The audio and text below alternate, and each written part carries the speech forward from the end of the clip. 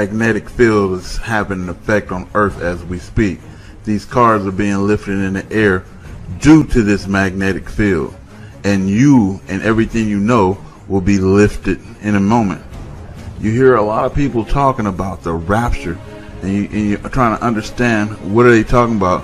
Rapture, lifted, you know, it's a magnetic pulse from a planet that is coming, and I'm going to explain a little bit to you about this planet that is coming.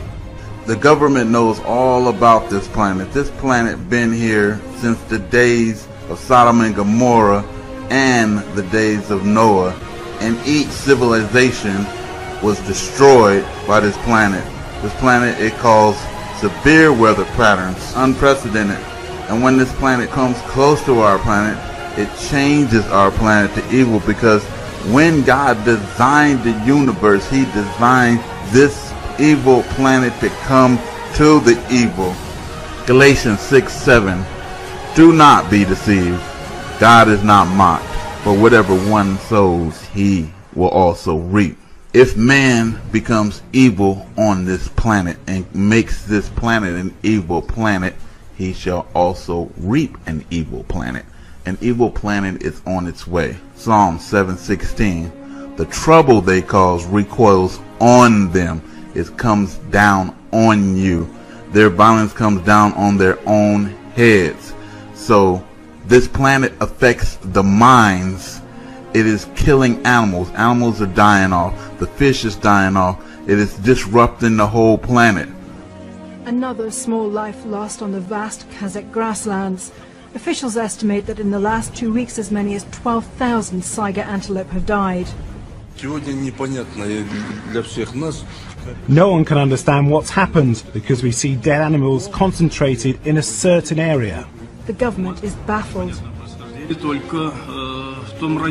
This phenomena took place not only in the area where mass death of Saiga antelope took place, it also happened in another district some time ago where strange white fog was seen. And as their numbers plummet once again, this graceful sight is becoming ever rarer. These are the signs of God, and as this planet moves closer, it is throwing off red iron oxide, evil red iron oxide, which is affecting the minds of the animals, the humans, and the whole entire planet with its strong evil magnetic field. As the magnetic field affects the earth and the minds of the people, it becomes more evil, and violence is about to break out to a scale unprecedented, never seen before in the history of mankind. And you shall hear of wars and rumors of wars, for all these things must come to pass, but the end is not yet. Nation shall rise against nation, and kingdom against kingdom, and there shall be famines and pestilence and earthquakes in diverse places, and all these are the beginnings of sorrow.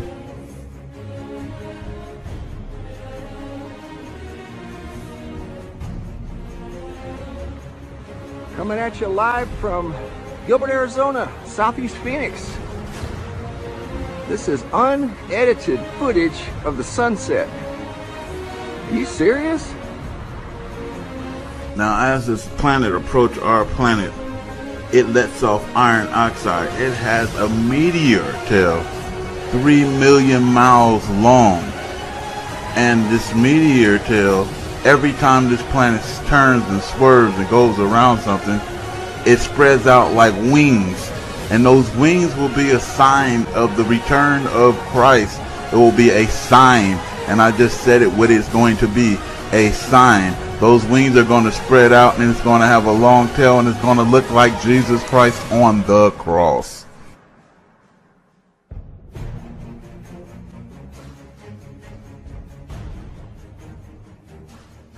This prophecy stated that if man did not turn from evil and place himself at the feet of God, the planet would self-destruct, and the events described in the book of Revelations would indeed come to pass. This is your final warning. If you did not hear anything that anyone has been telling you, at least hear this. Your doom is coming. The planet will be rising. The two magnetic fields is coming into each other, and they will pull on this earth in such a way that you have never seen ever in life. If you are not straight with God, you better get yourself straight. The end of this world is right here at hand, and it's going to be like in the days of Noah. It's going to be like in the days of Sodom and Gomorrah. You know, you have an ounce of time, days. So I'll do a quick recap. The iron oxide from this evil planet is causing an effect on the minds of the people, and it's, as the planet gets closer, it's going to get worse and worse. The police, you think they're bad now, they're going to be 1,000% worse. It's going to wreak havoc. The World War III is going to start. It's going to affect the minds, this magnetic pulse, this field, you know, and it's going to affect animals and everything like never before. So you should be ready to go. And I'm not talking about world ready. I'm not talking about prepper ready. I'm talking about God ready. Because this planet is going to be destroyed. It's done. And you can be deceived by the beast at this time. The elections is going to go horrible. Everything is going to go bad. This is Venezuela right here. Everything is about to go bad. You know, and basically people are getting worse and worse and worse and worse. And just think about people who are already on mental medications. You know, it is time to get yourself out of the city. It is time to flee to the mountains. It is time to set your teepee out in the wilderness. If you ain't understanding what I'm saying, then you will not. Turn off the video. Go to hell. If you do understand what I'm saying, please get yourself and your house in order. Get away from the city. This is Raptor News. Peace. Dependent military families, the husbands and wives of the men and women in the military, has begun conducting briefings for dependents. These would be the dependents that are stationed on near the East Coast, the Atlantic Ocean, near the West Coast, the Pacific Ocean, and near the Gulf Coast. At these briefings, they're being told the following: that there's this planetary-sized object called Nibiru that's coming into our solar system. It's going to be causing very severe problems, much more so than it already is, very soon. And that they're being put on standby to bug out. They're being told that there'll be little notice, possibly 2 weeks or so, before they're given the notice to bug out. Oh, they're also, by the way, they're being shown a map advance. 4 to 6 weeks is probably pretty likely. Probably not more than 3 or 4 months. So that's our belief. I hope we're wrong. I hope that this turns out to be incorrect information. If it is, well, that's great. If it's not, if it turns out to be correct, then you've got your heads up. So I asked the question this morning to all of you out there, to the several thousand of you listening to me on the morning of July 11th, 2012. What would you do if you had 6 years to prepare? What would you do if you had 6 months to prepare? What would you do if you had 6 weeks to prepare? Mike, it was 2 weeks ago today that I announced the information I received from 2 confidential sources. One was a confidential source who is a dependent of a Department of Defense employee, part of continuity of government contingency planning, by the way. Not all DOD and not all government employees are part of COG, continuity of government contingency planning. Anyway, at this briefing, which they had to sign a non-disclosure agreement before the briefing began, they were told that they were being put on standby for evacuation, that they may get as much as 2 weeks' notice, they may not, and they started telling these dependents about Nibiru, Planet X, and how this planetary-sized object was going to cause massive flooding on all coastal areas. The map they were shown is very similar to the map of my DVD. I need to get a copy of that to you, by the way, Mike, if I haven't. And that was pretty much it for that source. The second source is in the Department of Homeland Security, and that source basically confirmed what the first source said without going any further on that. And then the following day, or the same day, I should say, you came up with your own sources, Mike, and why don't you tell us about those? Well, the source that first told me about this, and I've been doing some digging since then, but the source that first told me about this is a director-level individual for a foreign intelligence agency that I have occasion to speak with now and then. And what I was told, and I was told this probably maybe 60 or 90 days ago, and I didn't put a lot of credence in it at the time, but as I've researched, I have to put more and more credence in it. And as a qualifier, I have to say this up front, that, you know, perhaps this is being floated as disinformation to discredit people and to discredit. So I have to give a caveat there. I don't think it is, but it could be just that type of effort. But I was told that to be very prepared on the dates of August 17th and the dates of September 26th, that a planet-sized object would be passing passing very, very near the Earth. And I was told that the closest distance would be maybe 5 to 10 Earth diameters. It would come that close, and that we should be be prepared for massive earthquakes, and as a result of those earthquakes, tsunami-level flooding in coastal areas. Now, since that time, I've done some more digging, and I spoke with intelligence sources within the U.S. who not only confirmed that, but added some more fuel to the fire. And one of the things is that this object is coming in at an extremely high rate of speed. And what the other concern is, besides just the near passage, is that as this thing passes through the asteroid belt, it's going to disturb the stable orbits of many asteroids that are out there that are orbiting, and be like a cue ball on a billiard table and send these things going helter-skelter in every direction, so that no one knows where they're going to end up and what their ultimate destinations are going to be, and that we may be living with after effects of this for a number of years into the future. Absolutely. And then you had a second source, I understand, as well. Well, the second source was the one within the U.S. government. There was another, my primary source was from a foreign intelligence agency. Right. Well, the distance that you described, 10 times the Earth is about 24,000 miles in diameter. So 10 times that would only be 250,000 miles. That's about the distance of the moon, by the way. Yeah, that's close. And I've been told that the size of this object could be as big as the moon. Could be. It is being tracked currently, and the primary tracking station is that large dish in Puerto Rico, I believe it is. So yeah, I'm trying to learn more and as much as I can, as quickly as I can, because this will affect a lot of people.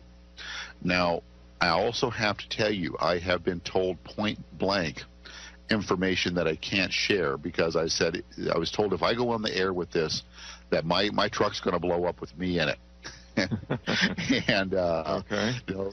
And mostly what that has to do with the high rate of speed it's traveling at, and how it achieved that high rate of speed. The term slingshot comes to mind. Right.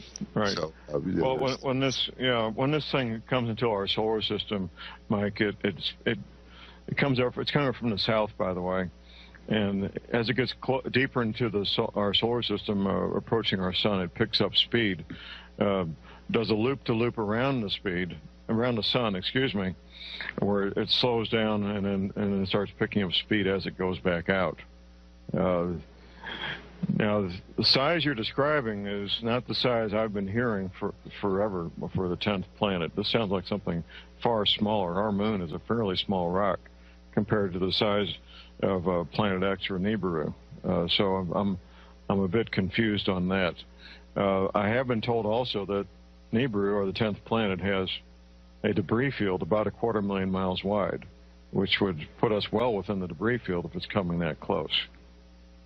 Well, John, I have to be honest here, and I don't know what I don't know, and I'm having a hard time discerning what is real information from what is disinformation. Right. Because that's one of the things that the powers that be will do, is they will give you bits of information, but they'll also give you bits of disinformation.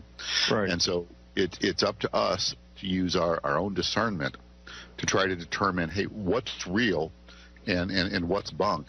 And I'm struggling with this. I have to be very honest. Well, and I've described this live on the air. I know you typically don't listen to my show because you're trying to get ready for your own mic, but typically what I do with this is, first of all, I describe the quandary that I find myself in, and I think you find yourself in also. We come across information like this from reliable sources that don't know each other.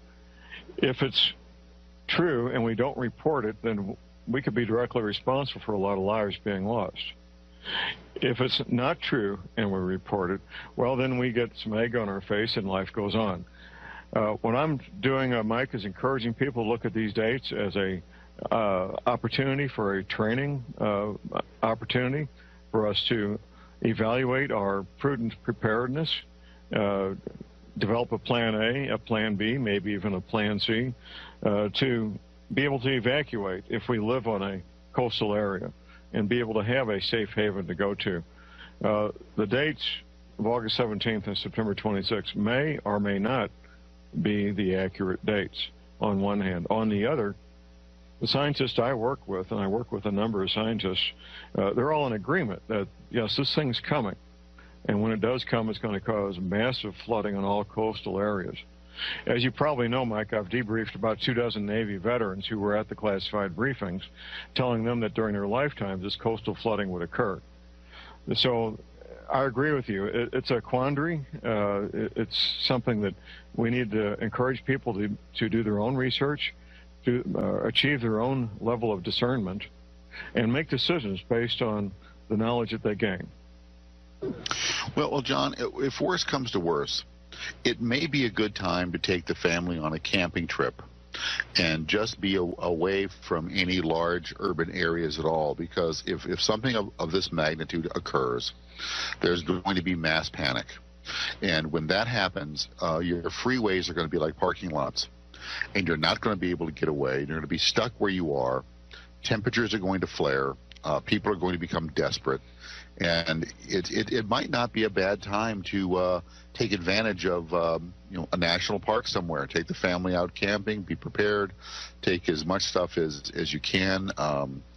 That's useful, utilitarian to you, and just be somewhere else. If you've got yourself a cabin or a vacation home, or you own rural property someplace, then better yet, you might, like I said, you may just want to be out of the cities.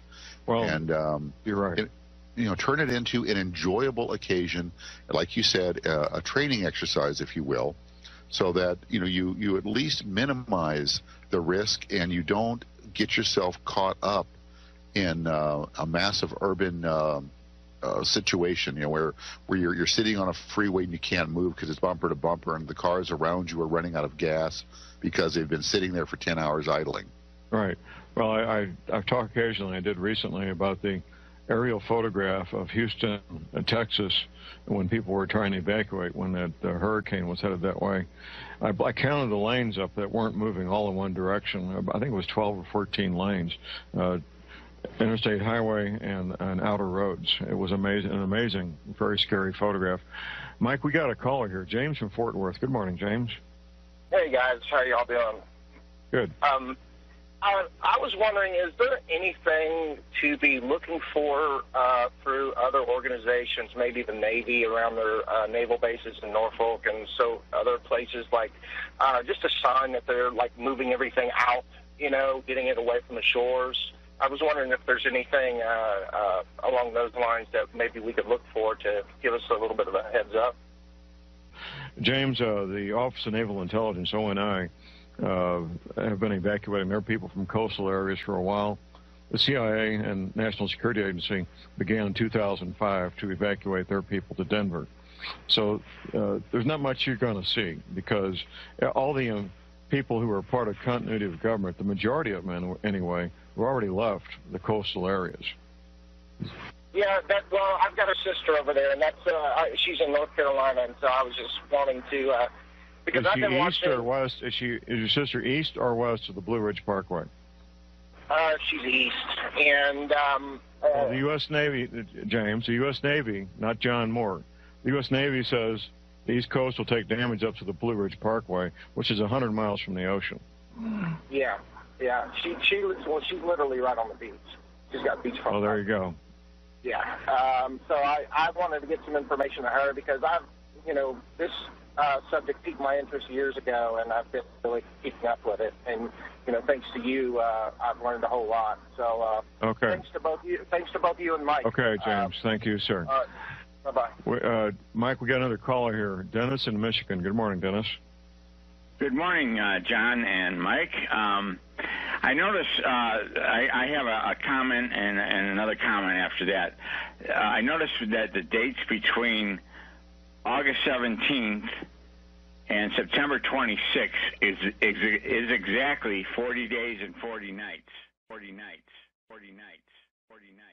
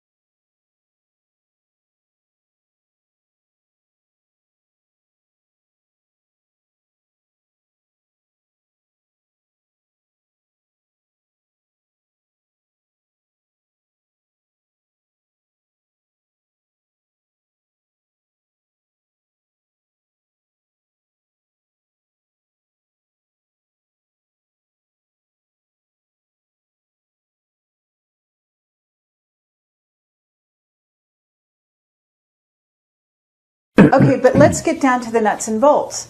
The stock market is crashing. Mm-hmm. You need to invest in gold and silver if you want to stay alive. The stock market was rotten to its core. Absolutely. But are you telling people to leave, to go to South America? No, what's your advice? I'm telling people that you're in for some difficult times. And I say this in my presentations. I jokingly look at them and say, you're all doomed.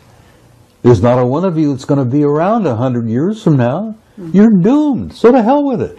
Enjoy the ride. No, I tell people who are interested in listening for whatever it is I have to say, that you're in for some difficult times. It's going to happen.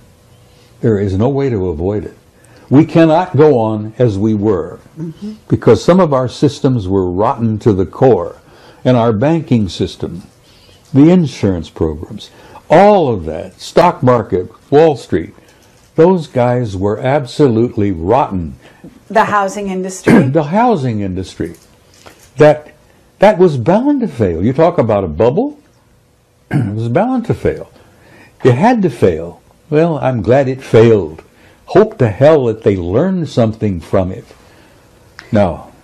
Okay, but are we talking about martial law in the United States? I mean, what are we talking here? You're talking about a time when you may have martial law. It's only one step away. You know that the authority has been given to the president to declare it. Right. The Congress gave that authority to the president years ago. I've even lost track of how long it's been. But anyhow, all the president has to do, whoever he may be, and that doesn't matter much anymore either, because one nitwit is very much like the other. You have a national emergency, and it's declared. Right. Boom. Martial law.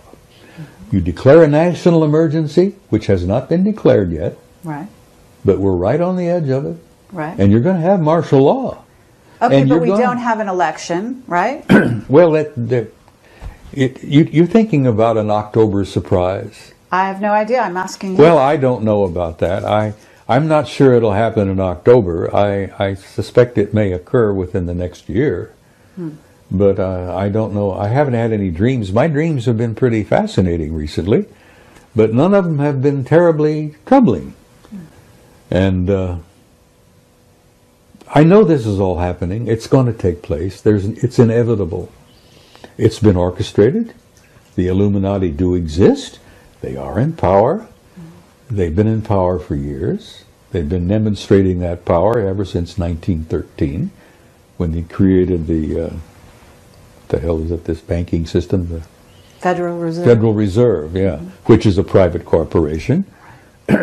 We lost most of it in 47. I don't know whether you were aware of that, but that was a big year. National security became everything. It became the member of the triad.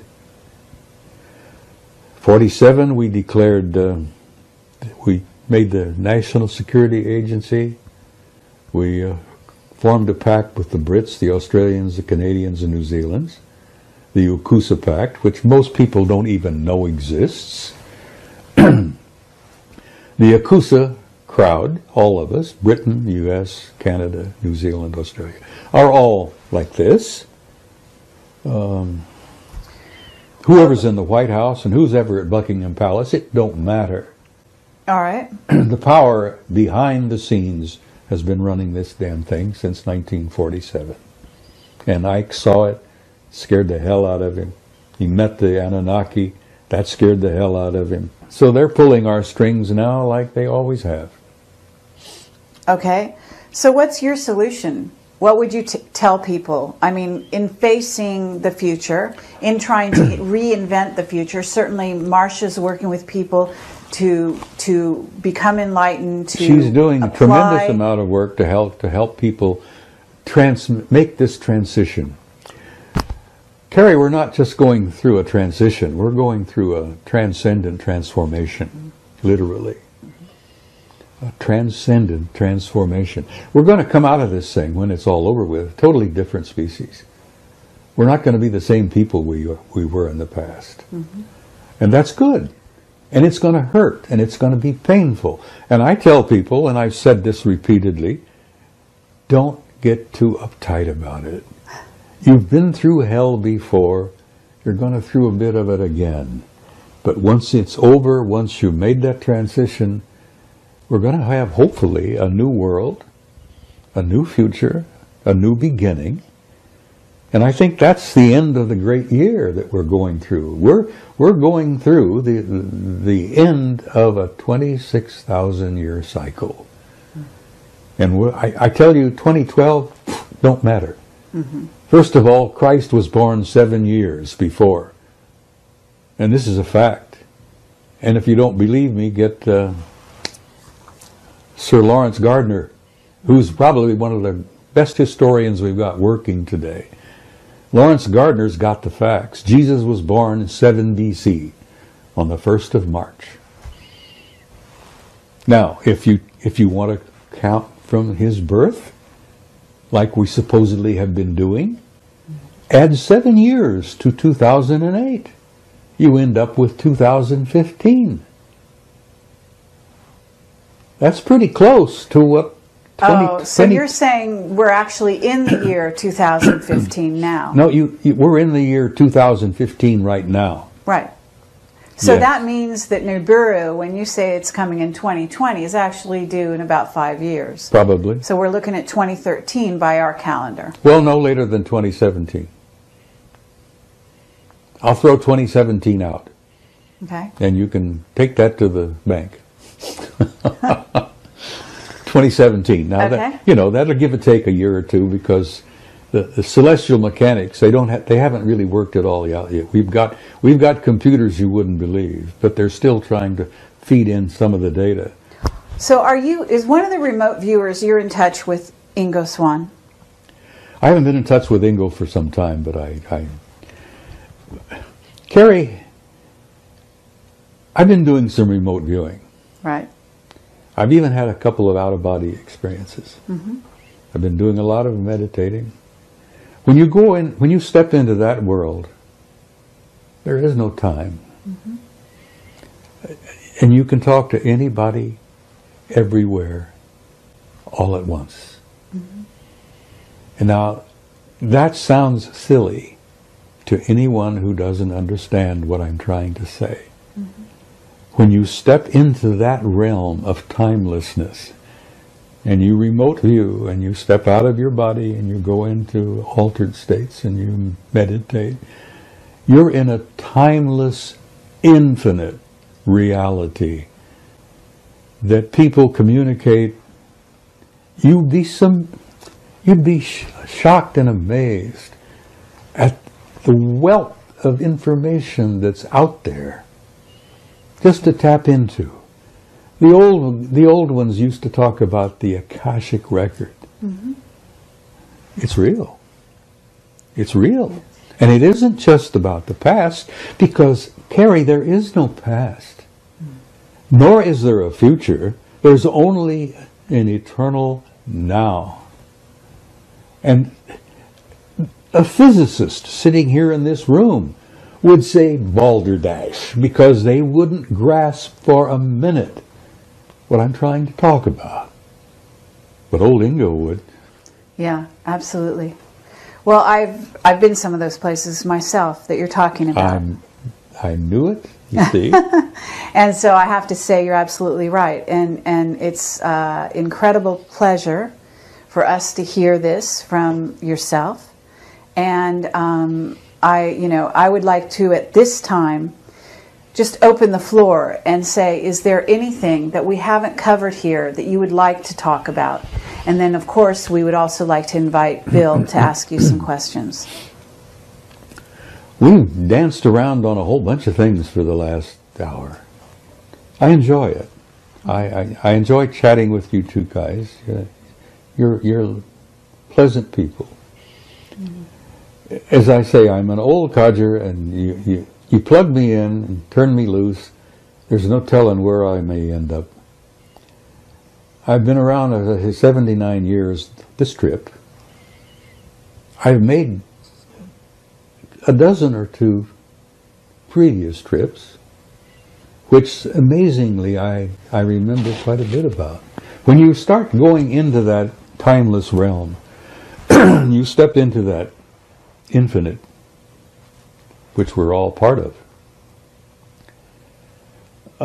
Memories of other lives come flooding into you sometimes. Mm-hmm. Oh God, the things I've seen, the things I've done, the places I've been, this life, are kind of shocking.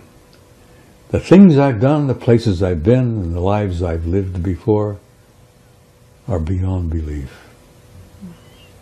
I'm not boasting. This is not a boast. Mm-hmm. But I'm an old soul. I've been around on this planet a long time. And I amazingly remember it. Some of the memories I would rather not remember, because they're painful. Mm-hmm. Hell, I have memories of Sumer. I knew the Anunnaki back then. Worked with them. I was one of their products. I know them now. And I don't have any fear. And in bringing this to a close, I would like to say to whoever is watching, get rid of the fear. You have nothing to fear. You are an immortal, timeless being who has an infinite future in a glorious universe. that's so filled with beauty and life that we on this little tiny planet couldn't begin to grasp. But I say to people, don't be afraid, for God's sake. Gather around you those you love. Spread that love around. And go into tomorrow with courage. Because you've been through a hell of a lot worse before. So be hopeful, love one another, and have courage. And that's really all I have to say. Well, thank you, Bob Dean. It's really an honor and a pleasure. Thank you, Carrie Cassidy. I enjoyed every minute of it. I'm 79 years old. What do you mean, hold that thought?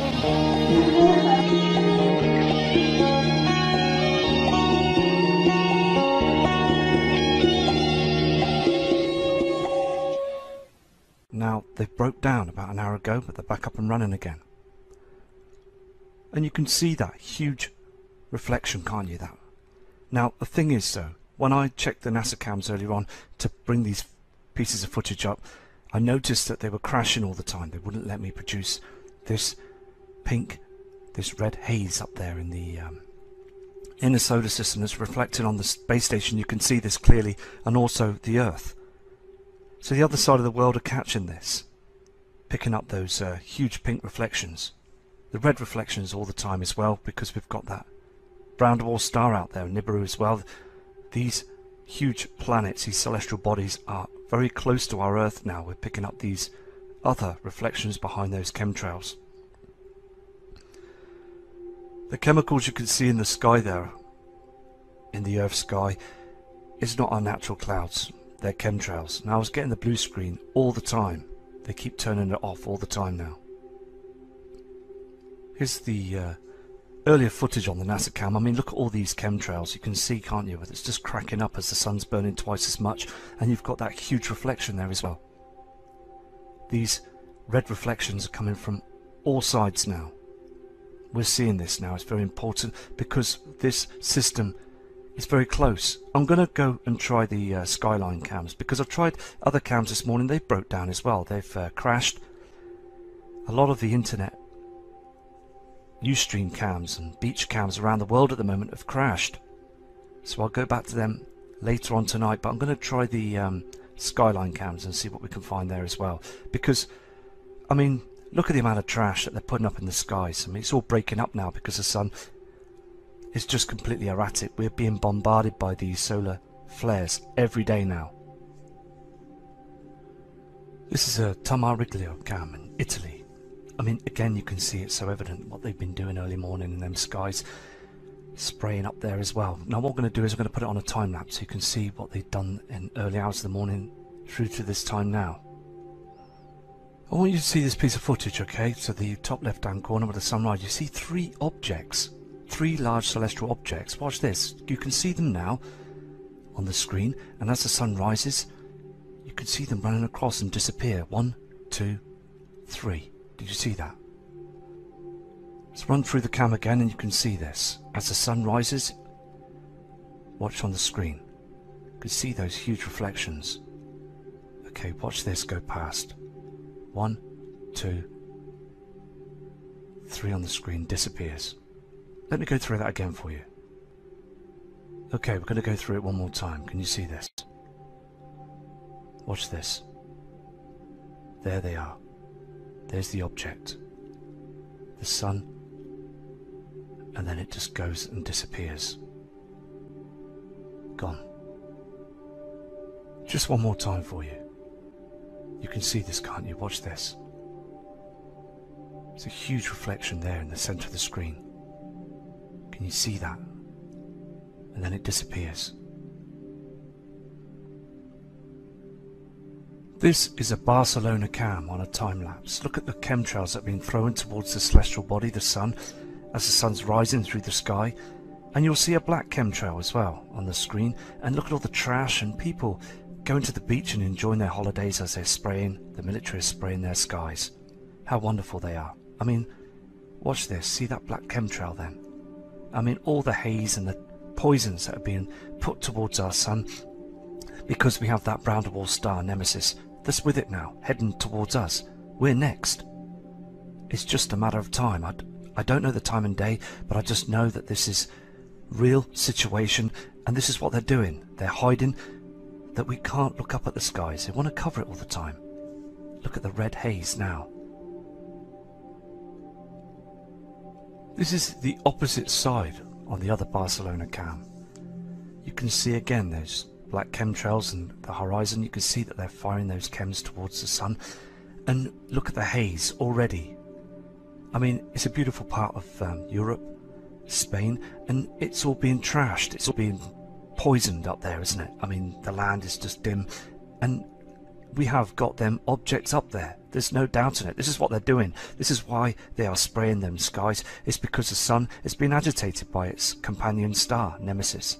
We've really got to start seriously thinking what to do and how to prep for this situation, because Nibiru is out there now.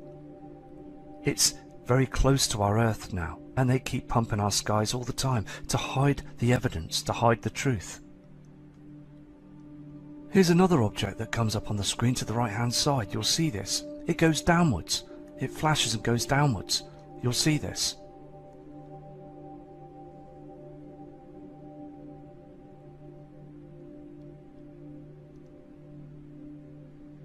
Comes up in a second.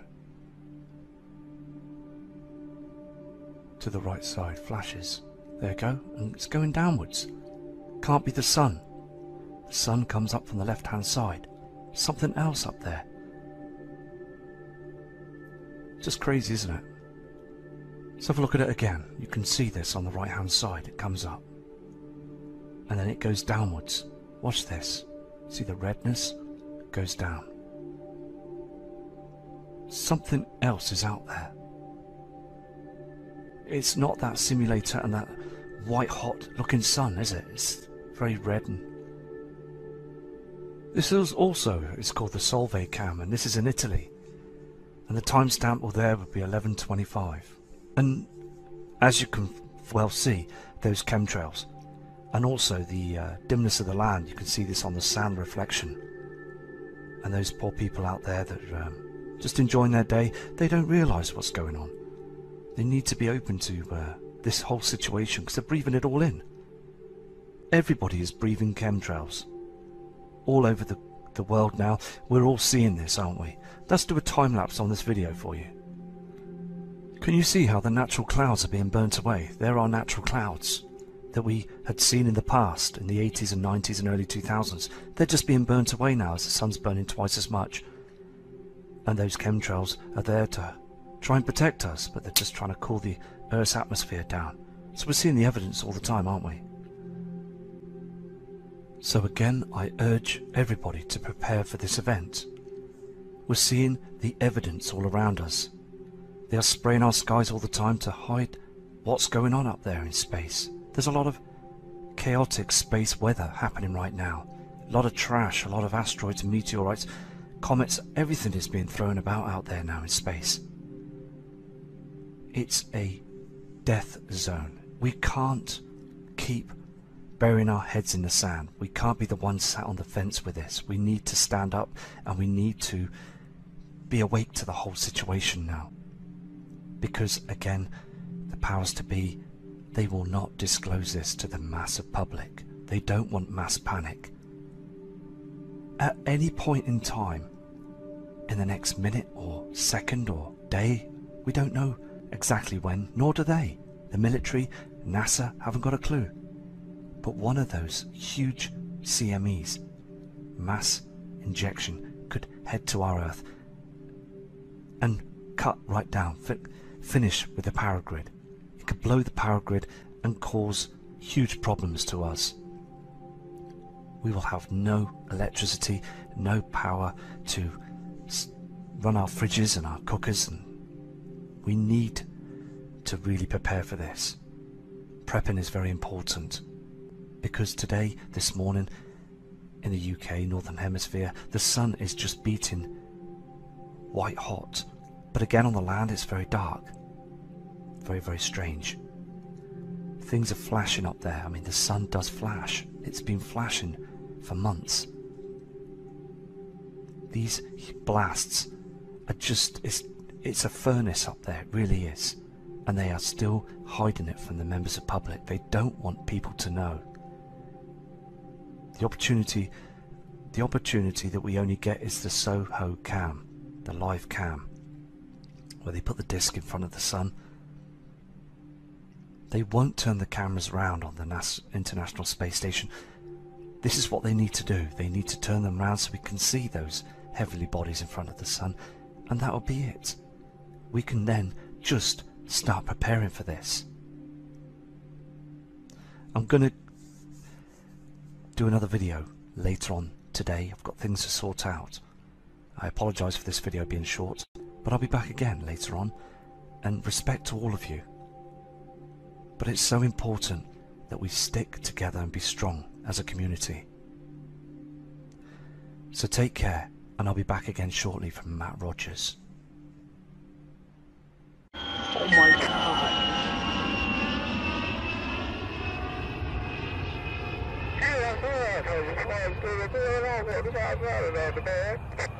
Sitting west. Yeah, it's right there.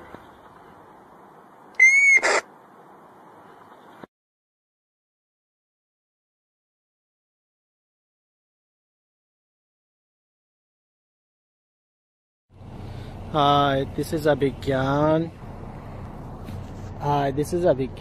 I'm going to show you 5 visible planets. Now that is February 2016 in the sky, and if you look on the eastern sky where you have a most light coming, that means, you know, that's where we're gonna have a sunrise in probably 35 to 40 minutes. So as you can see, a little bit sunlight is coming from this eastern sky, and rest of the zenith is, you know, a little dark. So that's how you identify the eastern sky. And right on eastern sky, the only visible and very brightest star is Venus. That's the Venus. And you see little left and below, that's Mercury. That's Mercury, and that's Venus.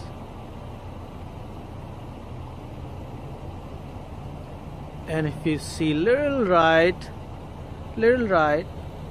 you can spot 2 stars together. There will be 2 stars together. You cannot miss it. 2 stars together. So one on the top is Saturn, and one below, that's Antares, and sometimes they call Jyeshtha Nakshatra in Hindu calendar.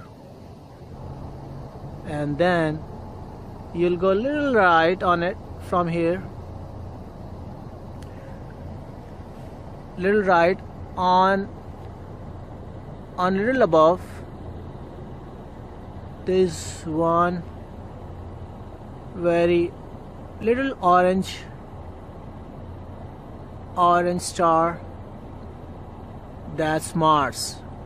It's gonna be little yellow and less shiny than Saturn. And then you go further right in about the same circle, you cannot miss, that's Jupiter. That's Jupiter star. You cannot miss it. It's second most bright star in the sky after Venus. So here we have 5 planets.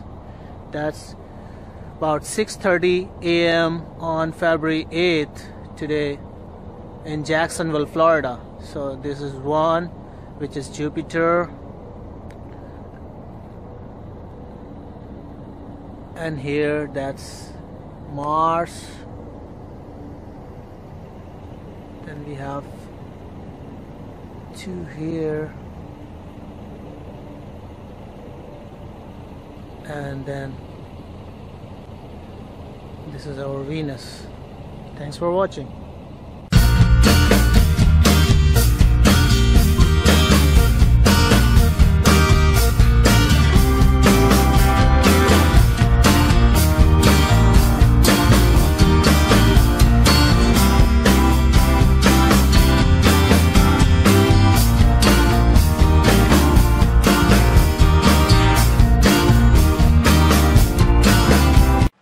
If you're willing to get up early between January 20th and February 20th, you do get up early all the time, Joe, for work. But for those of us who don't, you're in for a special treat if you do. It's called a planetary spectacle of all 5 of the so-called bright planets. They will be visible to the human eye. That includes Mercury, Venus, Mars, Jupiter, and Saturn.